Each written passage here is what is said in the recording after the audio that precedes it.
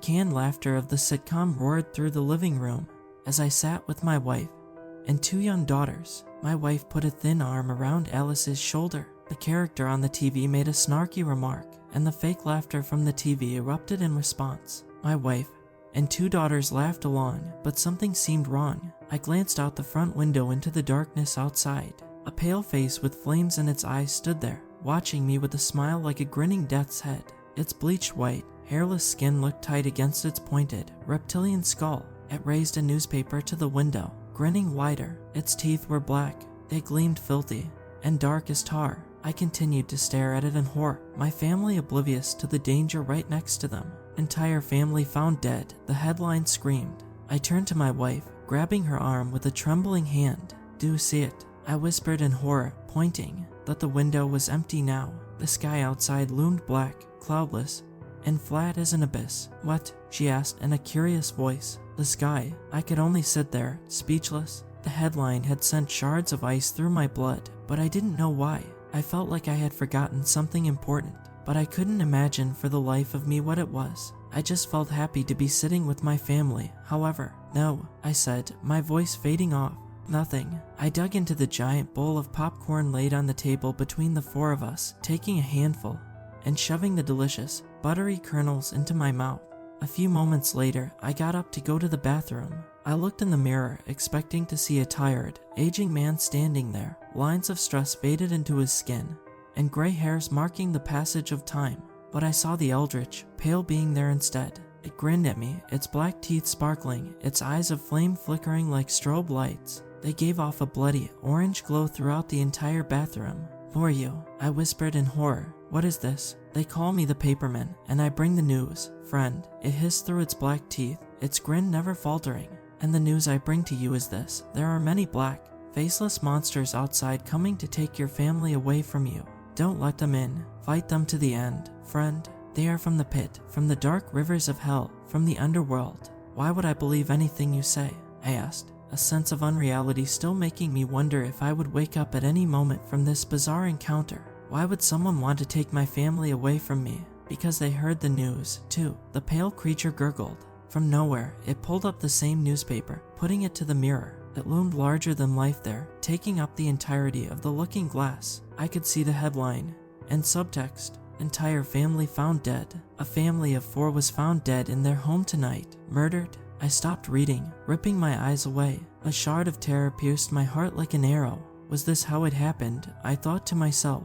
Was this how we all died? But I can still change this, right? I asked, my voice pleading, but the Paperman said nothing. Its eyes of flame glittered as his false reflection slowly faded away. Within a few moments, I was looking at my own reflection. The dead, haunted look in my own eyes made me feel sick, and I had to turn away immediately. Even more disturbing, I had specks of blood across my face, but I couldn't for the life of me remember how they had gotten there. I ran scalding water from the sink and tried to clean myself, tried to scrub that filthy blood off, but it seemed to sink in like a stain. Emma and Alice had decided to set up a game of Scrabble after getting bored of watching TV for a couple hours straight.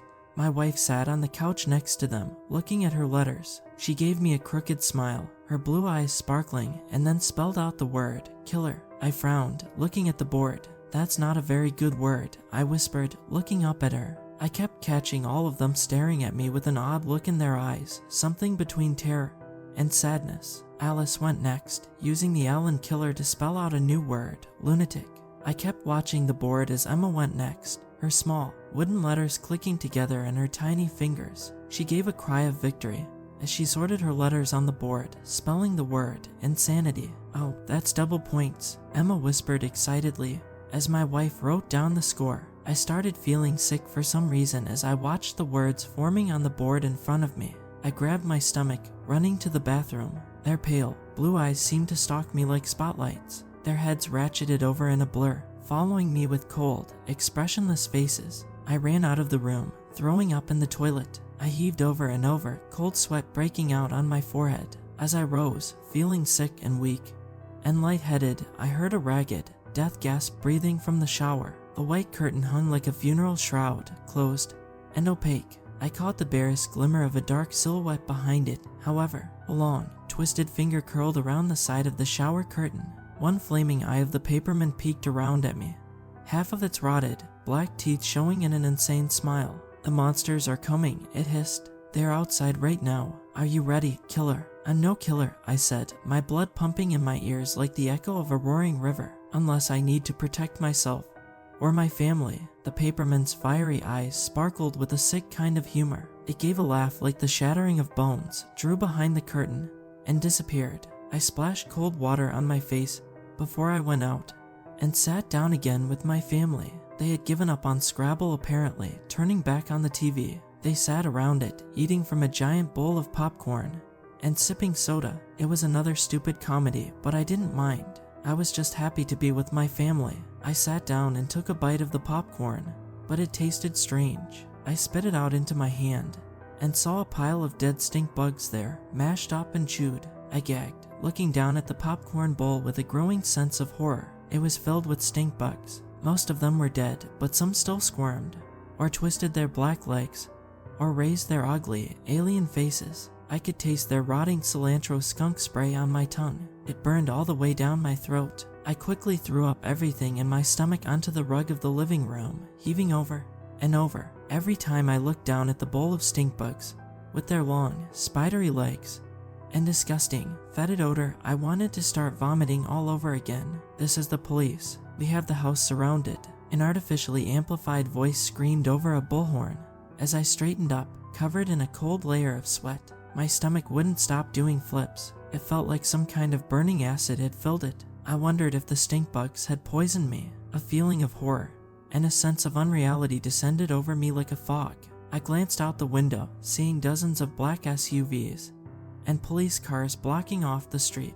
They all hid behind their vehicles, with guns drawn. A SWAT team was assembling on the sidewalk, their black rifles gleaming and polished under the flickering, white streetlights. They had their entire bodies covered, making them look like giant, black bugs. In that moment, I realized that these were the monsters who had come to take my family away from me. I could see that their plastic helmets and deathly black suits were not suits at all, but the actual skins of their strange, alien bodies. They were working with the Paperman to bring some horrifying, soul-shattering reality into the house. I balled up my fists, holding them to my temples, as a scream ripped its way out of my lips. I looked back at my wife and 2 daughters, wondering why they were so quiet all of a sudden. I saw their 3 rotting corpses staring up at the ceiling, their sightless eyes open and eternally filled with horror. They all had bullet holes through their foreheads and looked like they had been dead for a couple days at least. And then, in a flash, it all came back to me.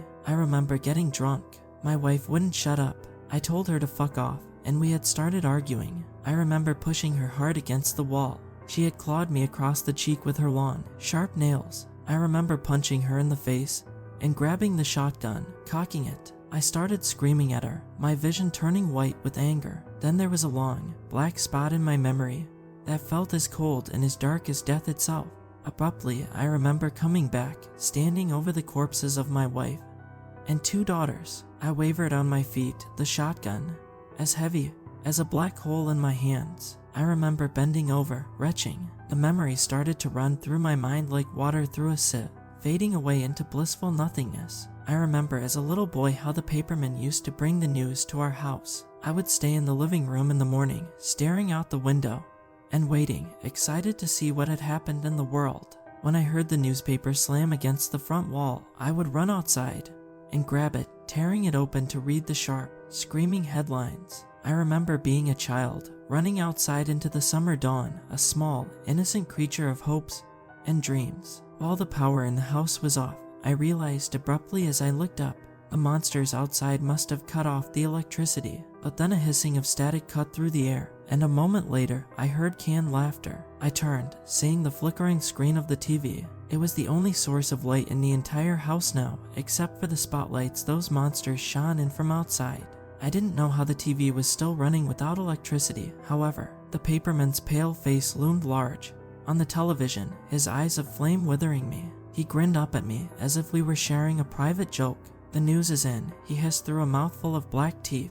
"Now you know." I shook, my own teeth chattering uncontrollably. I didn't know what he was talking about. "We didn't get the paper yet," I said, my voice high-pitched and childish. We're still waiting. I saw movement from the couch. My wife and 2 daughters sat there, staring at the sitcom on the TV, listening to its false canned laughter. I smiled at them. I watched my family, my circle, my heart, and my life. My 2 daughters looked up at me with pleading eyes. My wife hid her hands in her face. "Daddy, protect us from the monsters." Emma cried. "Please, Daddy, don't let them in," Alice said, her blue eyes sad and wet.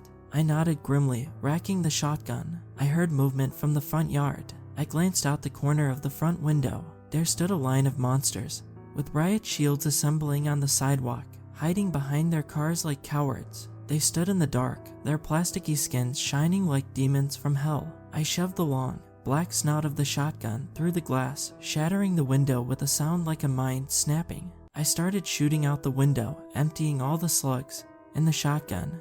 As I roared with an insane bloodlust, the shotgun bucked in my hands like a living creature, its explosions ringing like cannon blasts.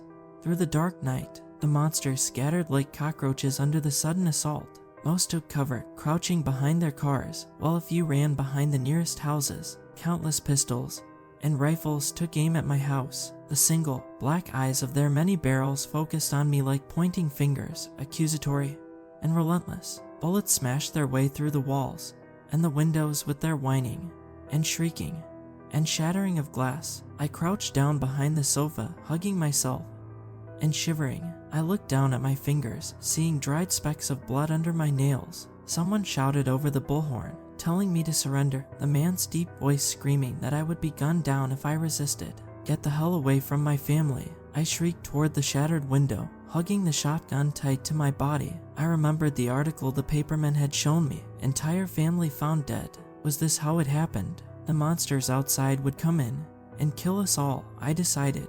That is, if I gave them the chance. Just let them try. Just let them try to take my family away from me, I whispered to myself with determination. At that moment, I thought I caught a whiff of rotting flesh, an odor of feces, and rancid gases. My wife's pale, bloody face looked up, and the illusion of my healthy, happy family ripped apart. I saw her eyes had nearly rotted out of her head. They had turned a filmy blue, writhing and dancing with countless maggots. "No one will ever take us again," she whispered in a voice like the wind through a graveyard. My 2 beautiful girls looked up at me, the bullet holes in their skulls twinkling like crimson stars. The skin of their rotting faces looked loose, falling off.